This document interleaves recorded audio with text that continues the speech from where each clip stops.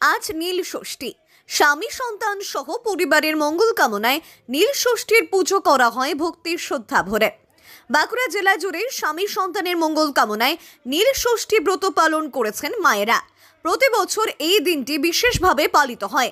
তিথি অনুসারে বছরের বিশেষ এই দিনটি ষষ্ঠী না হলেও চৈত্র সংক্রান্তির আগের দিন নীল ষষ্ঠী হিসেবেই পরিচিত।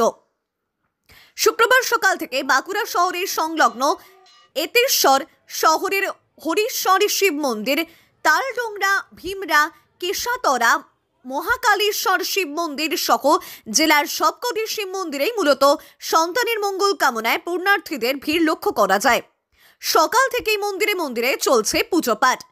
একটাই লক্ষ্য, স্বামী সন্তান ভালো থাকুক, পাশাপাশি পূরণ হোক মনোবাসনা।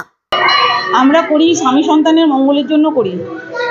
হ্যাঁ, আমি আমার স্বামীর নামেরও একটা বাতি জ্বেলেছি, আমার সন্তানের জন্য জ্বেলেছি। আমার দুটো জমই নাতি হয়েছে, আমি তাদের নামেও বাতি জ্বেলেছি। বাবাকে চাইলাম আমার স্বামী সন্তান নাতি সবাই যেন ভালো থাকে। হ্যাঁ, তারা যেন অনেকদিন কি বলবো অনেক বড় হয়। হ্যাঁ, আর তারা যেন ভালো থাকে। সেইভাবে আমি কখনো আগে করিনি। এটা আমার প্রথমবার। ইচ্ছে বলতে অনেক কিছুই আছে, সেগুলো সবকিছু তো প্রকাশ করা যায় না, তাই দেখা যাক ইচ্ছে কতটা পূরণ হয়। বিশ্বাস থেকে সবকিছু। হ্যাঁ, এইবারই প্রথম।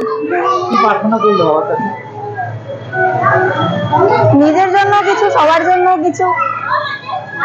আগামী বছর কয়েকটা ঘন্টার অপেক্ষা, এটা কি প্রার্থনা করবে যে আগামী বছর ভালো কাটুক? হ্যাঁ, আগামী বছর অবশ্যই ভালো কাটুক, শুধু আমার জন্য নয়, সবার জন্যই ভালো কাটুক। আর প্রত্যেকটা মানুষ যাতে খুব ভালোভাবে থাকতে পারে। শান্তি পেলে প্রথমে শিব মন্দিরে বাবার নিজের পুজো দিতে এসে ভালো লাগলো বলা যায়। আমি অর্কপ্রিয়া রক্ষিত।